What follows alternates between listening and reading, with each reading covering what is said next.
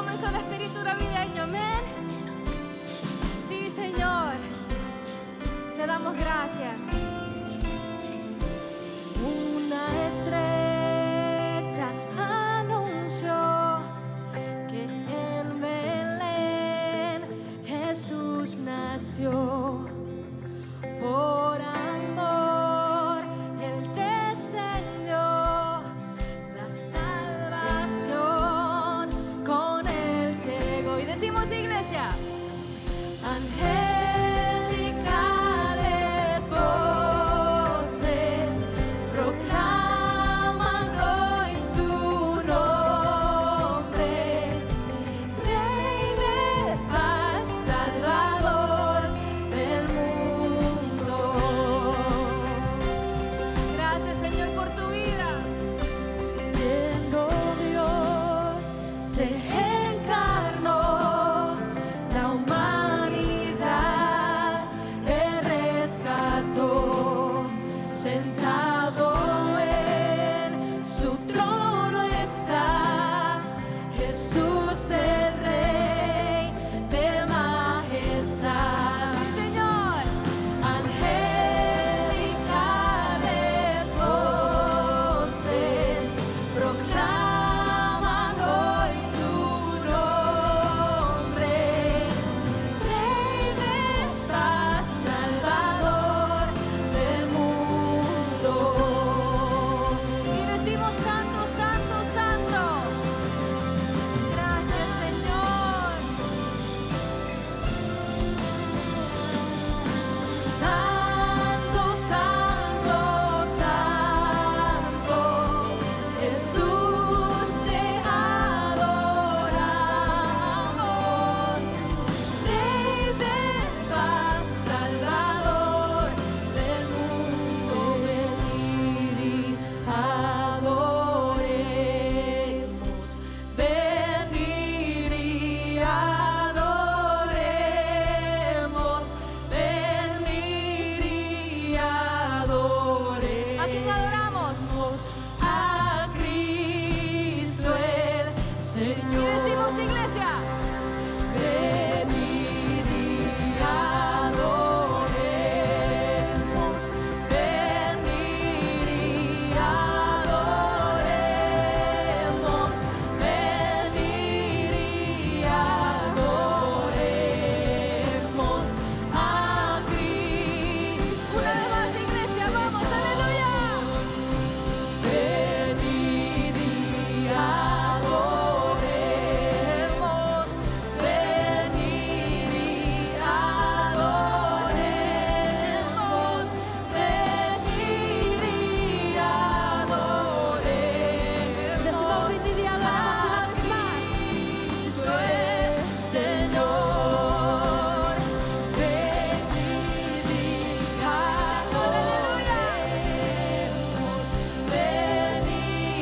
y adoremos, venid y adoremos, venid y adoremos a Cristo el Señor. Angelicales voces proclaman hoy su nombre, Rey de paz, Salvador del mundo, Rey de paz, Salvador del mundo.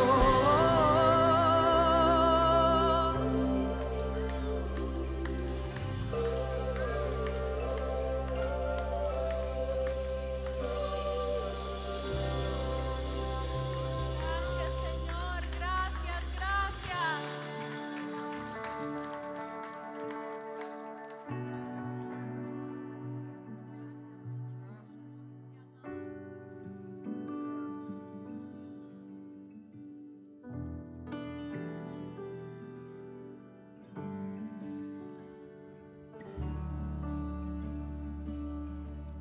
Jesús mío es, me ha protegido en el fuego una y otra vez. Su sangre pudo mi alma limpiar, y lo que hizo en el Calvario me bastará. Confío en Dios, mi Salvador, que no fallará, nunca fallará. I trust in God, my Savior, the one who will never fail. He will never fail.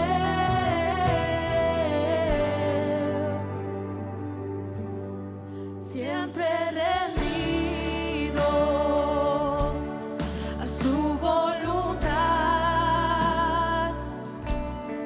Sé que el autor de mi mañana guiándome está. This is my story. This is my song.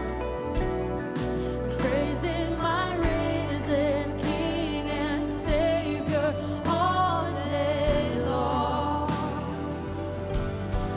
Confío en Dios, mi Salvador,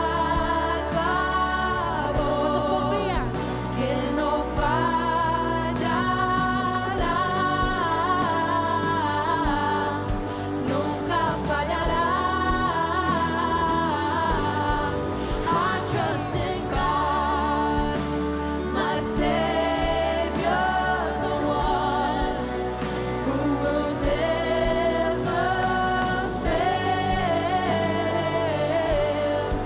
You will never fail.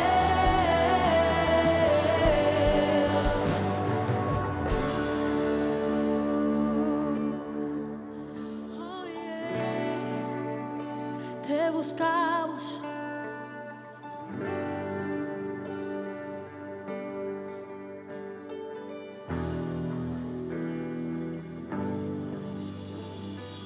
Busqué al Señor, me escuchó y respondió. Busqué al Señor, me escuchó y me respondió. Busqué al Señor, me escuchó y es por eso que yo confío en Él. Busco al Señor, me escuchó y respondió.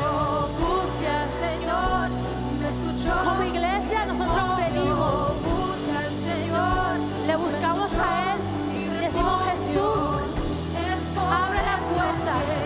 Yo confío en Él. Jesús, abre la puerta. Y Él abrió. Él ha abierto las puertas.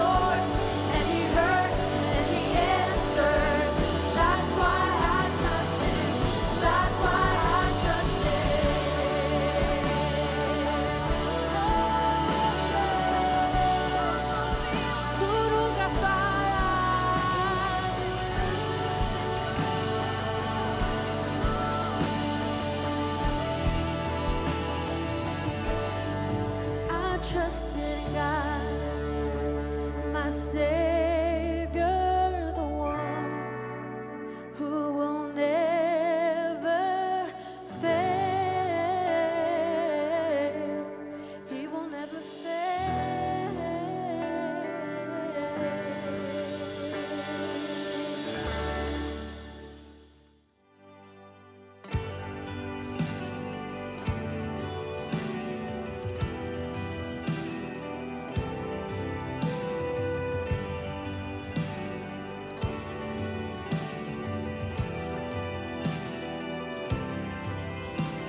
Santa la noche, hermosas las estrellas, la noche cuando nació el Señor. El mundo envuelto estuvo en sus querellas, hasta que Dios nos mandó al Salvador. Una esperanza, todo el mundo siente la luz de un nuevo día, al fin brilló.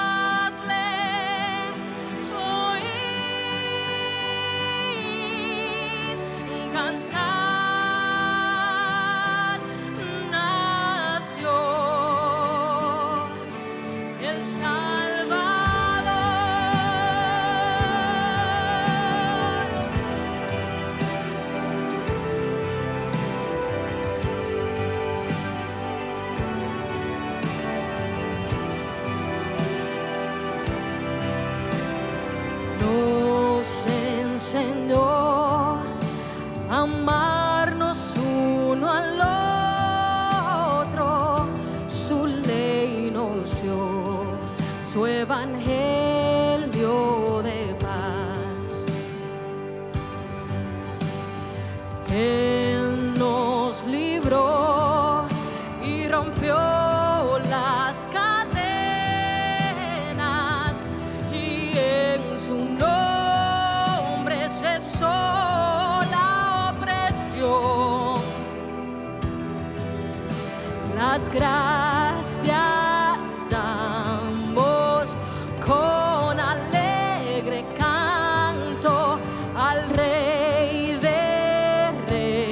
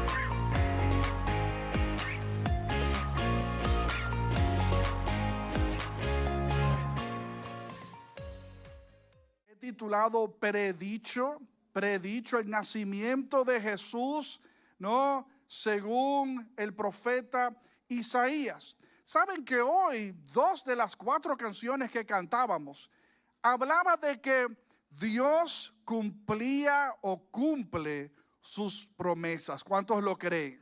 Servimos a un Dios que cumple sus promesas. Juan capítulo 1, no lo tienen que buscar. Juan capítulo 1, versículo 14, dice de la siguiente manera. Dice, y aquel verbo fue hecho carne y habitó entre nosotros y vimos su gloria. Gloria como del unigénito del Padre, lleno de gracia y de verdad. El verbo, mis hermanos. Y ese pasaje de Juan capítulo 1 habla de que Jesús era el verbo y era con Dios, ¿no? Y era Dios. Ese verbo un día habitó, nació, estuvo entre nosotros, tal y como fue dicho, como fue predicho. Cuando vemos la definición de predicho, obviamente tiene que ver con anunciar de antemano algo que va a suceder. ¿Estamos de acuerdo, mis hermanos? Predicho significa cuando uno anuncia de antemano algo que va a suceder. Y déjenme decirles que como amante y estudioso de la palabra de Dios, puedo decir que una de las cosas que cimenta la veracidad de la Biblia, de la palabra de Dios, es ver cómo las cosas de antaño, las cosas que se predijeron años, siglos antes de que se cumpliese, cómo Dios a través de su Santo Espíritu habló en determinados momentos y cómo esas palabras vinieron a su cumplimiento años, siglos después. Eso solamente, mis hermanos, les puedo decir, es un testamento de que ciertamente la palabra de Dios es inspirada por el Espíritu Santo. ¿Cuántos dicen amén? ¿No?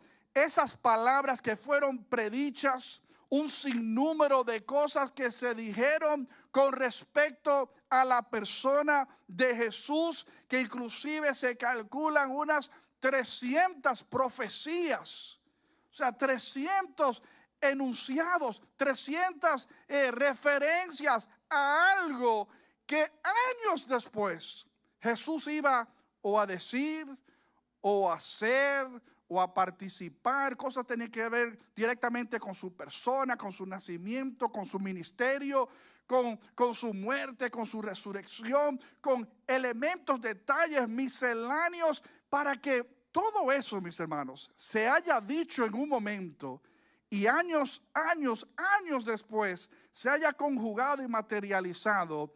Es un testamento de la veracidad de la palabra de Dios. Las profecías anuncian sobre su persona, sus acciones, su doctrina, su impacto cuando estuvo entre nosotros. El cumplimiento de todas esas profecías nos deja ciertamente esta certeza de que no le estamos cayendo atrás a un cuento más, hermanos, sino que lo que nosotros creemos, lo que nosotros profesamos, lo que nosotros compartimos a diario, la razón por la cual estamos sentados en este salón en esta tarde, se debe a que Él es verdadero. Y lo que Él dice y Él promete, Él lo hará. ¿Cuántos lo creen? Y hago el paréntesis para decirte cuántas cosas no te ha dicho el Señor a ti días atrás, semanas atrás, meses atrás, años atrás, quién sabe si décadas atrás. Y tú todavía no has visto el cumplimiento de eso. Tenlo por seguro que si el Señor inspiró una palabra sobre tu vida, sobre todo si es una palabra escrita, pero si en algún momento el Espíritu Santo trajo sobre tu vida una palabra de expectativa, Porque recuérdense que la promesa se sostiene no en la esperanza, y la esperanza tiene que ver con esperar. ¿Cuántos dicen amén? Y esperar no es fácil. ¿Cuántos dicen amén? ¿No? Pero es necesario esperar. La esperanza, mis hermanos, de que un día el Señor va a cumplir lo que Él ha dicho. Sepan que Jesús sabía que las referencias mesiánicas de antaño, esas referencias que se predijeron siglos antes de que Él estuviese pisando sobre esta tierra, Jesús sabía que era con referencia a su persona. Vayan conmigo a Lucas capítulo 4. Lucas capítulo 4 a partir del verso 16 voy a leer, dice así. Lucas 4 a partir del verso 16 dice: cuando llegó a Nazaret Jesús, la aldea donde creció, fue como de costumbre a la sinagoga el día de descanso y se puso de pie para leer las escrituras.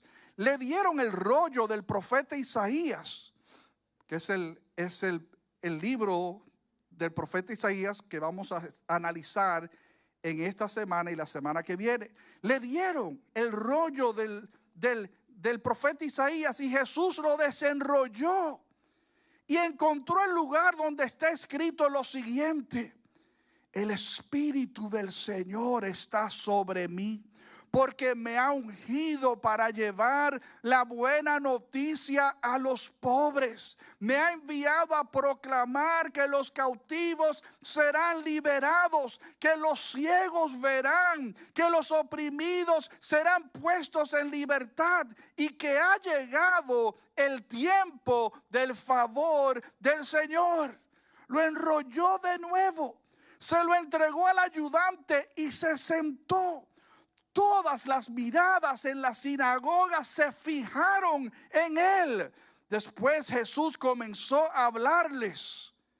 Oigan lo que dice Jesús: la escritura que acaban de oír se ha cumplido este mismo día. Aleluya. Jesús hace referencia a algo que fue predicho por el profeta Isaías. Y sabía Jesús que lo referente al Mesías tenía que ver con su persona. Asimismo, a los fariseos, ¿no?, con quien Jesús se topaba a diario en los lugares públicos, en el templo, donde fuese, los mismos religiosos de la época que se rehusaban creer en él como lo que él decía que era, el Mesías, el Salvador, el Hijo de Dios, etcétera, etcétera. Le decía en Juan 5:39, le decía a Jesús: escudriñen las escrituras, ya que en ellas esperáis tener la vida eterna. Ellas testifican de mí, decía Jesús. Oigan, hermanos, o sea, cómo Jesús está ligando lo que en las escrituras se decía para con lo de el Mesías, para con lo de su persona. Él decía: escudriñen las escrituras, métanse, sumérjanse en las escrituras, ¿no? Porque a ustedes les parece que en ella van a encontrar la vida eterna, ciertamente. Y les dice, ¿no?, y son esas escrituras las que testifican de mí.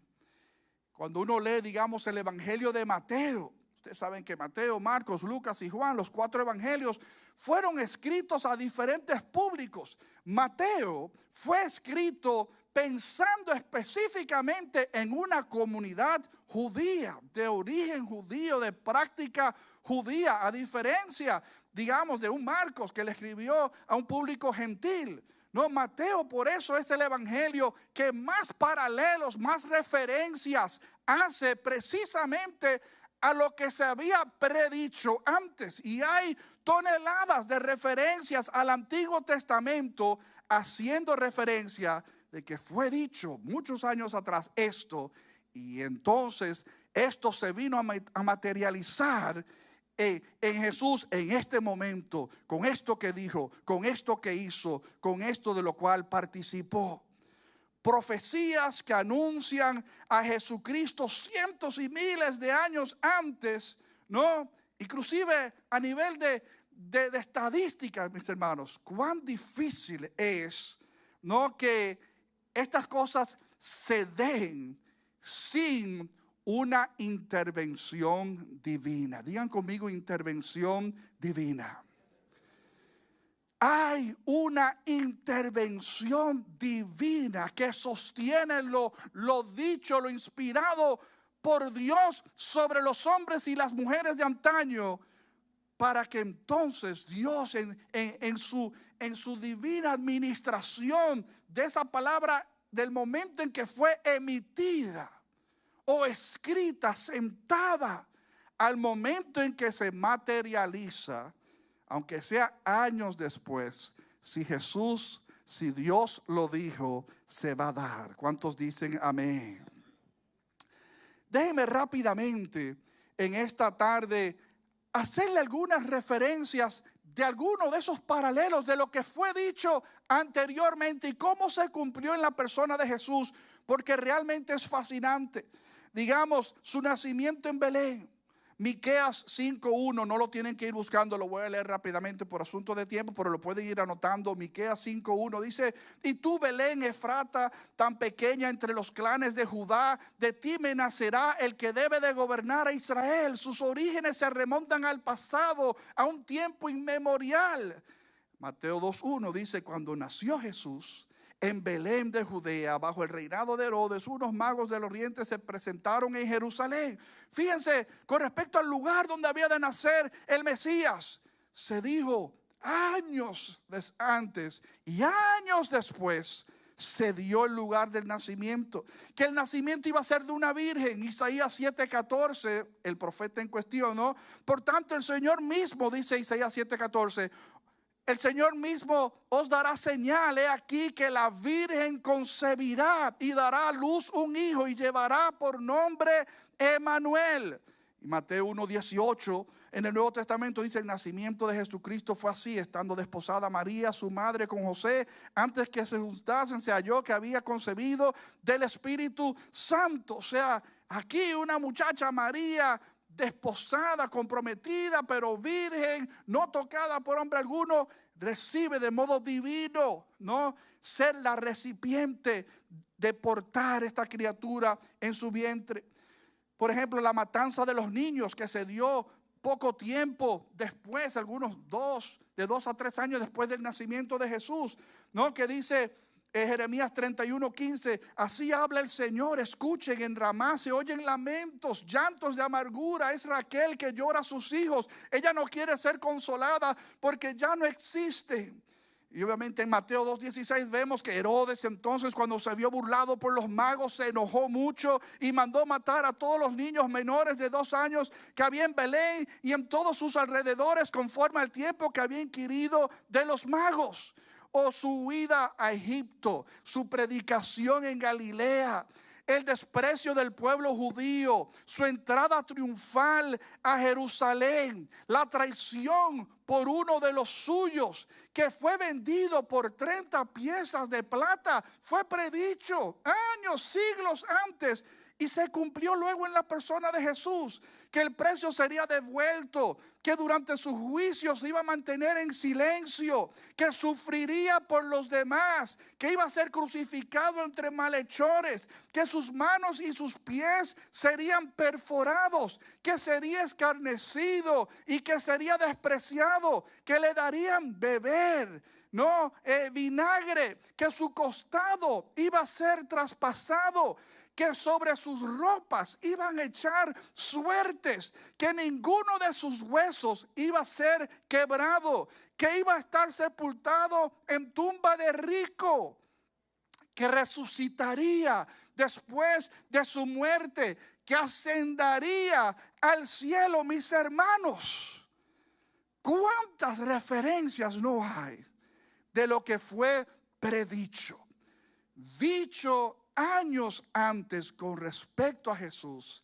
y cómo en su momento se cumplió? Yo les acabo de mencionar una lista de apenas 20 o 22 cosas de las cuales hay algunas 300 referencias mesiánicas en todo el Antiguo Testamento. ¿Están conmigo, mis hermanos? De modo tal, mis hermanos, es importante saber que las promesas de nuestro Padre se cumplen. Es necesario que nuestra esperanza esté activa, que nosotros sepamos que es de Dios, que nosotros estemos expectantes de lo que Él ha dicho. Es como yo leía días atrás que decía un escritor, el Hijo dijo que nacería y nació. Dijo que el Hijo moriría y murió. Se dijo que el Hijo resucitaría y resucitó. Y se dijo que el Hijo volvería. Hold on to your seats. ¿No? O sea, agárrense de sus asientos. El Hijo volverá.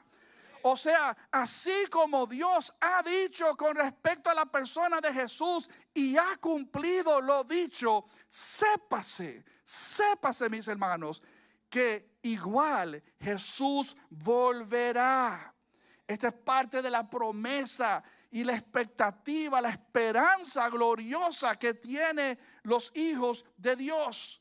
Gálatas 4:4 dice, pero cuando vino el cumplimiento del tiempo, Dios envió a su Hijo, nacido de mujer y nacido bajo la ley. Cuando vino el cumplimiento del tiempo. ¿El tiempo de quién?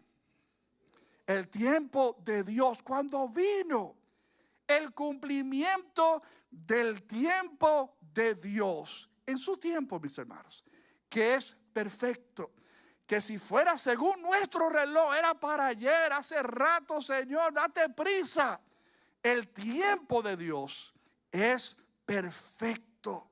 Dios hace, como dice el libro de Eclesiastés, Dios hace hermosas todas las cosas en su tiempo, dice el gran sabio de Eclesiastés. Así podemos saber que en su tiempo, su perfecto tiempo, el Señor responde.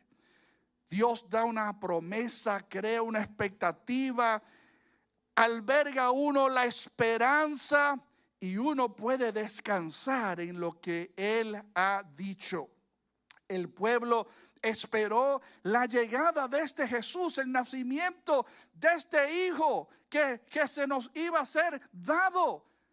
Y esperaban, y esperaban, y esperaban. ¡Qué lotería esperaba este pueblo! Yo sé que aquí nadie juega números, ni lotería, ni nada de eso. Eso es en otra iglesia que hay cristianos que ponen su suerte los fines de semana en pegar los 5 o 6 números. Son 5 o 6, yo no sé, honestamente.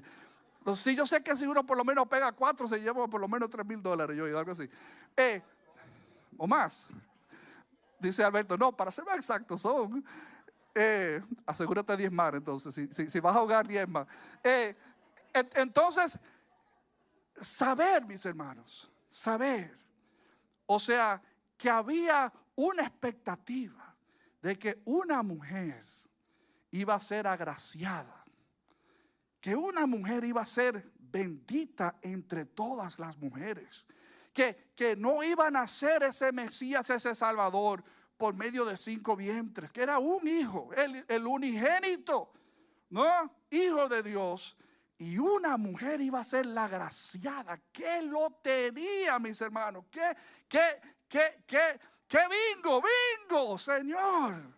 O sea, cantó María al ser agraciada. Claro, uno lee la historia, un ángel apareciéndole, le temblaban las rodillas, estaba espantada, no sabía qué pensar, estaba atónita de pocas palabras, o sea, pero hágase con tu sierva, como tú has dicho, ¿no? Mantuvo la sencillez, la humildad de ser una vasija a través de la cual Dios cumpliese su promesa al pueblo. 2 profecías con respecto al nacimiento de este Jesús encontramos en el libro de Isaías. Vayan conmigo a Isaías 7:14. Isaías 7:14. Donde dice así el profeta Isaías: por tanto el Señor mismo os dará señal, he aquí que la Virgen concebirá y dará a luz un hijo y llamará su nombre Emmanuel. Oigan lo que dice Mateo 1, vayan conmigo a Mateo capítulo 1, versículo 21 al 23, cuando estén ahí digan amén. Mateo 1 dice, versículo 21, y dará a luz un hijo, y llamarás su nombre Jesús, porque él salvará a su pueblo de sus pecados. Todo esto aconteció para que se cumpliese, digan conmigo, se cumpliese lo dicho, digan conmigo lo dicho por el Señor por medio del profeta. ¿Cuál profeta? El profeta Isaías, cuando dijo: he aquí, una virgen concebirá y dará a luz un hijo y llamará su nombre Emmanuel, que traducido es Dios con nosotros, hermanos. Dios tomando forma de hombre, Dios encarnándose. Es parte, hermano, de lo que tenemos que considerar al pensar en la persona de Jesús, en el nacimiento de Jesús. Dios con nosotros. Hermanos, todas las demás religiones con todos los demás dioses de D minúscula, dicho sea de paso, hago un paréntesis, no me enfermen haciendo referencia al Dios Todopoderoso con D minúscula, cierro el paréntesis, que mucha gente hace ese error. Dios, así con D minúscula, hermano, eso tiene que ser como usted se sabe escribir su nombre, escriba Dios bien, ¿no? Y cuidado si lo hacemos como los judíos, que escribían una letra, botaban la pluma, escribían la segunda letra, botaban la pluma, o sea, por la reverencia que tenía el nombre. Entonces no nos demos el lujo de comparar a Dios con un diosito cualquiera de D minúscula, D mayúscula, por favor, cierre paréntesis. No, Dios con nosotros, Dios habitando entre nosotros. Las demás religiones con los demás dioses de D minúscula, ninguno tiene a los dioses habitando entre nosotros. Vaya a leer, vaya a buscar. No. Siempre hay un esfuerzo de aquí para arriba o para donde sea, ¿no? Tratando de conectarse con sus deidades, con D minúscula, dicho sea de paso. Pero el Dios nuestro se apersonó a la tierra. El Dios nuestro pisó entre nosotros, se encarnó. Es una de los grandes misterios, obviamente, en la persona de Jesús, que es parte del trío de la deidad, ¿no? Dios Padre, Dios Hijo y Dios Espíritu Santo. Jesús tomó forma de hombre, es como dice Filipenses 2. Vayan conmigo a Filipenses 2. Filipenses 2 a partir del verso 5. Filipenses 2:5 dice: haya pues en vosotros este sentir que hubo también en Cristo Jesús. Oigan el reto. Pablo quiere que nosotros de alguna manera nos conectemos con el sentir que tuvo Jesús. Oigan cuál era el sentir. Dice: hay en vosotros este sentir que hubo también en Cristo Jesús, el cual, siendo en forma de Dios, no estimó el ser igual a Dios como cosa a que aferrarse, sino que se despojó a sí mismo, tomando forma de siervo, hecho semejante a los hombres, y estando en la condición de hombre, se humilló a sí mismo, haciéndose obediente hasta la muerte y muerte de cruz. Hermanos, Jesús tuvo en su persona rebajarse por nosotros. ¿Cuántos dicen amén? que no estimó el ser igual a Dios como cosa que aferrarse. Y decir, no, espérate, eso vamos a mandar a otro muchacho demandado. O sea, yo soy el príncipe del reino. O sea, yo no me puedo rebajar allá, ensuciarme los pies como cualquier mortal. No. O sea, eso no me corresponde a mí. Pudo haber alegado el Señor. Sin embargo, dijo, no, hay que resolver. Yo voy a resolver. Yo voy a satisfacer las demandas. No va a haber un cordero allá abajo de todos los animales, por bonitos que son. No hay animal de cualquiera la raza. No hablamos ni siquiera de los corderos. De cualquier animal que usted quiera buscar. No hay ninguno que va a cumplir con los requisitos para ofrecer ese sacrificio una vez y por todas, que va a satisfacer la justicia de Dios como fue establecido antaño. O sea, yo lo hago. O sea, yo me voy a ofrecer como ese cordero perfecto. Por eso Juan el Bautista, el primo, cuando veía que Jesús descendía sobre el Jordán, decía, he aquí el cordero de Dios que quita el pecado del mundo. A eso vino Jesús. Para eso Jesús se incorporó en este cuerpo mortal. Por eso no se humilló a sí mismo. Por eso estuvo en condición de hombre. Y en esa condición obedeció, hermanos. Tragó profundo. Mordió hondo. No, empuñó sus músculos, ¿no? Para no abortar ante toda la presión a la cual fue sometida, siendo la peor de todas, el momento donde sentía que de repente el Padre no estaba con él. Esa sensación que nosotros no nos identificamos con ella, porque a cada rato andamos de espaldas a Dios. ¿Están conmigo, hermanos? Nosotros no sabemos lo que es siempre estar en comunión con el Padre. Siempre estar en conexión con el Padre. En ese momento fue el momento más escalofriante de todo su proceso de pasión. No fueron los latigazos, no fueron los clavos, no fue el madero, no fue la burla, no fue la corona de espinas.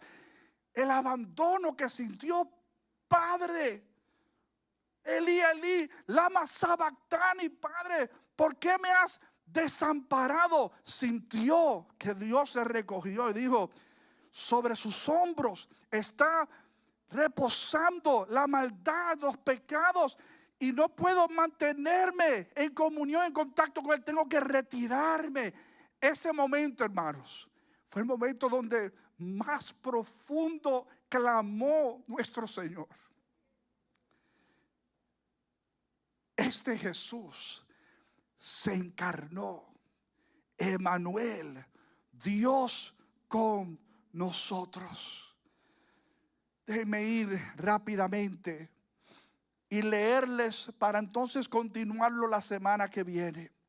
Isaías capítulo 9 es otro pasaje del profeta Isaías que tiene una mención fuerte con respecto a la persona de este Mesías, este Salvador, este niño que había de nacer. Dice Isaías 9, 6 y 7.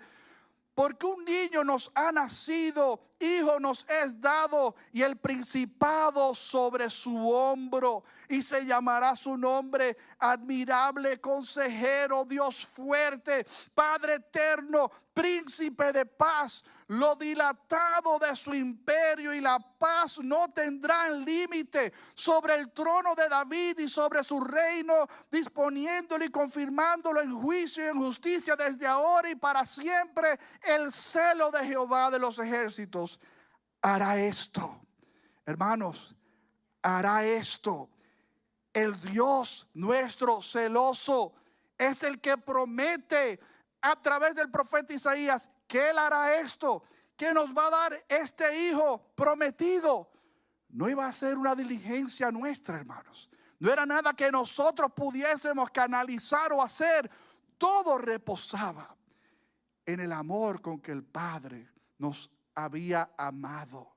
No, todo reposaba sobre ese amor que es ancho, que es profundo, O sea, que no tiene límites, que no puede ser contenido, que no hay varas de medición para medir el amor. Mirad con cuál amor nos ha amado el Padre, en que siendo nosotros pecadores, Cristo murió por nosotros. Qué grande el amor de Dios.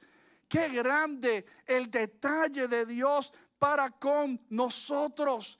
Este pasaje de Isaías 9, 6 y 7 es un pasaje que nos habla de Jesús como parte de la deidad. Digan conmigo, deidad. Este pasaje de Isaías 9 nos habla de la fragancia de Jesús. Nos habla del pedigrí de Jesús. Dicho sea de paso, a veces nosotros pensamos que pedigrí solamente tiene que ver con el mundo animal, pero no, o sea, pedigrí también puede ser con respecto a la ascendencia, ¿no?, humana, ¿no?, de dónde uno proviene, su lugar de origen, apellido, comunidad, o sea, procedencia. Este pasaje de Isaías nos habla de la procedencia de nuestro Señor. El pedigrí, la fragancia, la deidad de Jesús. Este niño sería rey. ¿Cuántos dicen amén? ¿No? El principado. ¿No? O sea, era rey y había de ser rey. Y rey para siempre, hermanos. Sin límite. El principado, el gobierno sería sobre su hombro. Sería del linaje de David, se sentaría sobre su trono. Ese reino, ese trono crecería en poder y en paz y no tendría fin. Lo dilatado, entiéndase, no de tardanza, sino de extensión, ¿no? Como cuando uno le dilatan las pupilas de los ojos, ¿no? O sea, cuando uno expande el reino dilatado del Señor, que no se refiere a una gestión gubernamental de 4 años, ni de 8 años, ni de nuestros países, que alguien se quede en el palacio por 16 años, 20 años, 25 años, ¿no? Y son perpetuos, o como hay en algunos lugares, ¿no? Personas que, sea por dictadura, o sea por realeza, o lo que sea, duran muchísimos años, por un día mueren. Jesús, su poder, su imperio, ¿no? Fíjense que habla aquí de su imperio. ¿Ustedes saben cuáles son las connotaciones de imperio? Donde el imperio tiene que ver con la influencia masiva sobre toda una región geográfica. Es tener dominio sobre toda la tierra, sobre todas las personas. Es tener un poder y una influencia abarcadora. Así es la influencia de nuestro Dios. Una influencia abarcadora. Y este pasaje de Isaías, y lo vamos a ver con detenimiento la semana que viene, nos habla de la deidad, de quien nació para prestarse a ser Mesías, Salvador de la humanidad. Recuérdense cómo decía Pablo en Colosenses capítulo 2. Vayan conmigo allí, Colosenses 2:9, y con esto cierro. Y si Gaby está por ahí, puede subir al piano. Colosenses 2:9 dice así: porque en Él, ¿quién es Él? Jesús. Porque en Él habita corporalmente toda la plenitud de la deidad. Lo leo de nuevo, hermanos. Porque en Él, ¿quién es Él? Jesús. Porque en Él habita corporalmente toda la plenitud de la deidad. Deidad con D mayúscula, dicho sea de paso. Da mayúscula ahí para no demandar a la casa pública. Ok, está. Sí, para no demandar a Reina Valera.